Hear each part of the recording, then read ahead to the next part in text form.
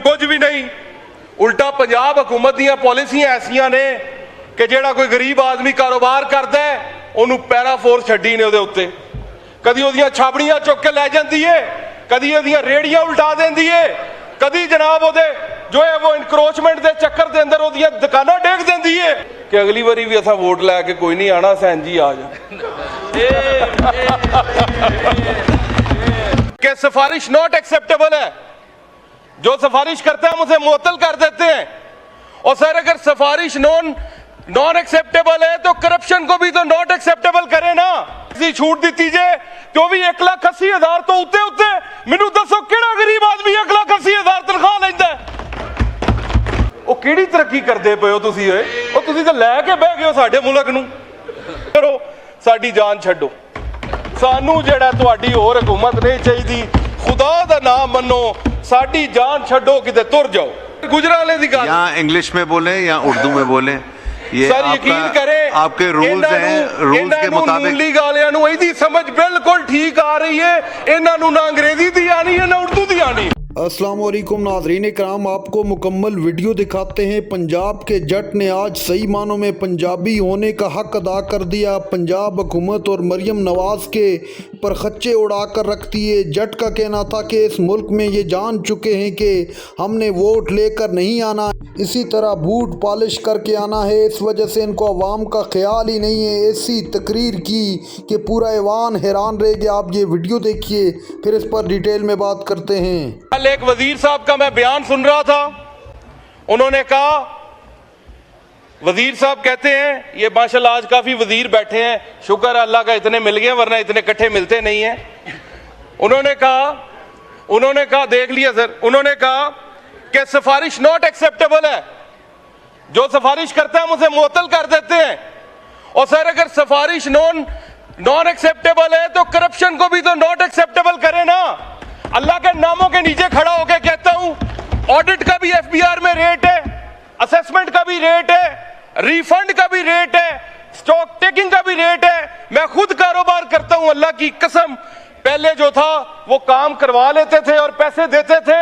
अभी जब का मैं एमएनए बन गया हूं, अब कहते हैं पहले पैसे दो फिर काम करेंगे। ये हालात है सर। मेरे साथ अगर ये हो रहा है तो पाकिस्तान की आवाम के साथ क्या हो रहा होगा? और ये मैं अल्लाह के नामों के नीचे खड़ा होकर ये बात कर रहा हूं। सर बड़ी टेक्निकल बातें की हैं 3 सालों में, इन्हें बिल्कुल समझ नहीं आई। आज सर देसी गल्लां करनियां जेहड़ियां इन्हां नूं समझ भी आन। गरीब आदमी की गल करनी है। सद लिखना मैं बैणा दे, मैं लिखना वैण मावां दे, गरीबां दे मैं दुख लिखना, सितम लिखना मैं सावां दे।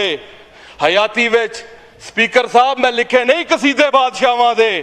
ते मैं जनाब इत्थे कोई कसीदे पढ़न नहीं आया, मैं इत्थे नोहे पढ़ने चाहिए ने जिहो जिहा बजट तुहां दिता है।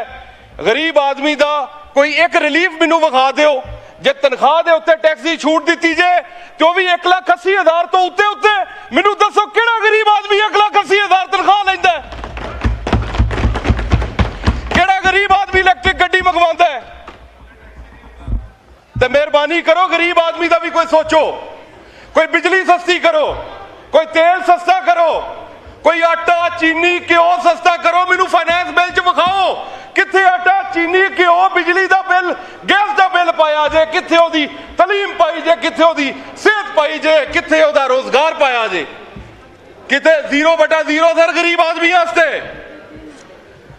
गरीब आदमी नू कुछ भी नहीं, उल्टा पंजाब हुकूमत दी पॉलिसियां ऐसियां ने कि जिहड़ा कोई गरीब आदमी कारोबार करदा है उन्होंने पैरा फोर्स छड्डी ने उहदे उत्ते।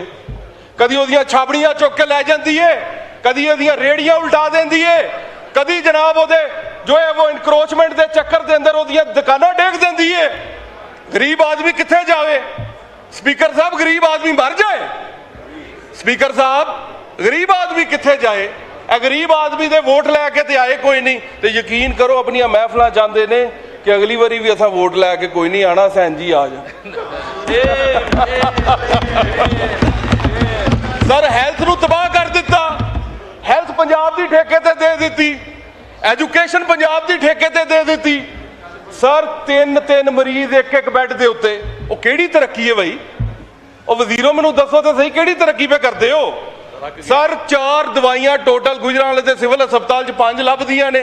ਕਿਸੇ ਮਰਜ਼ ਦਾ ਜਿਹੜਾ ਮਰੀਜ਼ ਆ ਜੇ ਉਹ ਹੀ ਦੇਣੀਆਂ ਨੇ। ਜੇ ਡਾਕਟਰ ਬਾਹਰ ਦੀ ਲਿਖ ਕੇ ਦੇਵੇ ਤਾਂ ਵੀ ਡਾਕਟਰ ਨੂੰ ਮੁਅੱਤਲ, ਜੇ ਮਰੀਜ਼ ਮਰ ਜੇ ਤਾਂ ਡਾਕਟਰ ਕੀ ਕਰੇ? ਉਹ ਦਵਾਈਆਂ ਹੀ 3-4 ਨੇ। ਉਸ ਤੋਂ ਬਾਅਦ ਸਰ ਇੱਥੇ ਕਿੰਨੇ ਮੈਂਬਰ ਬੈਠੇ ਨੇ, ਜਿਹਦੇ ਕੋਲ ਮਰਜ਼ੀ ਪੁੱਛ ਲਓ, ਪਿੱਤੇ ਦੀ ਤਕਲੀਫ ਕਿੰਨੀ ਤਕਲੀਫ ਦੇ ਹੈ। ਪਿੱਤੇ ਦਾ ਆਪਰੇਸ਼ਨ ਨਾ ਹੋਵੇ ਬੰਦਾ ਮਰਨ ਨੂੰ ਫਿਰਦਾ। ਉਹ ਗੁਜਰਾਂਵਾਲੇ ਹਸਪਤਾਲ ਜਾਈਏ, ਉਹ ਪਿੱਤੇ ਦੇ ਆਪਰੇਸ਼ਨ ਵਾਸਤੇ ਵੀ 1.5 ਸਾਲ ਦਾ ਟਾਈਮ। ਉਹ ਕਿਹੜੀ ਤਰੱਕੀ ਕਰਦੇ ਪਏ ਹੋ ਤੁਸੀਂ? ਉਹ ਤੁਸੀਂ ਤਾਂ ਲੈ ਕੇ ਬਹਿ ਗਏ ਹੋ ਸਾਡੇ ਮੁਲਕ ਨੂੰ। ਮਿਹਰਬਾਨੀ ਕਰੋ, ਸੁਥਰਾ ਪੰਜਾਬ ਦੇ ਵਿੱਚ ਵੀ ਕਰਪਸ਼ਨ ਘਟਾਓ। ਆਪਣੇ ਘਰ ਦੇ ਮੁਲਾਜ਼ਮ ਭਰਤੀ ਕੀਤੇ ਜੇ ਸੁਥਰਾ ਪੰਜਾਬ ਦੇ ਅੰਦਰ ਲੁੱਟ ਕੇ ਖਾ ਗਏ ਨੇ 10-10 ਲੱਖ ਰੁਪਈਆ ਇੱਕ ਪੁਆਇੰਟ ਦਾ। ਉਹੀ ਡੰਪਰ ਬਾਰ-ਬਾਰ ਜਾਂਦਾ ਹੈ, ਬਾਰ-ਬਾਰ ਪੈਸੇ ਲੈ ਕੇ ਆਂਦਾ ਹੈ। ਹਰ ਪਾਸੇ ਕਰਪਸ਼ਨ ਦੀ ਅਖੀਰ ਕੀਤੀ ਹੈ ਤੇ ਮੁਲਕ ਨੇ ਤਰੱਕੀ ਕਰਨੀ ਹੈ। ਮੁਲਕ ਨੂੰ ਤੁਸੀਂ ਡੀਫਾਲਟ ਤੋਂ ਬਚਾ ਲਿਆ। ਉਹ ਇੱਥੇ ਹਰ ਬੰਦਾ ਵੈਸੇ ਹੀ ਡੀਫਾਲਟ ਹੋਇਆ ਪਿਆ ਹੈ। ਉਹ ਬੰਦਿਆਂ ਦੇ ਇੱਥੇ ਇਲਾਜ ਹੋ ਗਏ ਨੇ, ਤੁਸੀਂ ਠੀਕ ਇਲਾਜ ਕਰ ਦਿੱਤਾ ਆਵਾਮ ਦਾ। ਮਿਹਰਬਾਨੀ ਕਰੋ, ਸਾਡੀ ਜਾਨ ਛੱਡੋ। ਸਾਨੂੰ ਜਿਹੜਾ ਤੁਹਾਡੀ ਹੋਰ ਹਕੂਮਤ ਨਹੀਂ ਚਾਹੀਦੀ। खुदा दा नाम मनो, साडी जान छड्डो, किते तुर जाओ। आरिफ साहब सर गुजरांवाले दी गल यहाँ इंग्लिश में बोले या उर्दू में बोले, ये सर यकीन करें आपके रूल्स हैं। रूल्स के मुताबिक लीग वालियां नूं इहदी समझ बिल्कुल ठीक आ रही है। इन्हां नूं ना अंग्रेजी दी आनी है ना उर्दू दी आनी। सर जी देखें आप, सर जी ऑस्टेरिटी दियां गल्लां, ऑस्टेरिटी दियां गल्लां। आरिफ साहब मुझे मजीद इजाजत दे दें सर, मैं बोल सकूं सर, मेहरबानी। 2 मिनट रहते हैं, वाइंड अप करें प्लीज। सर आप सर मुझे इजाजत दे दें मेहरबानी।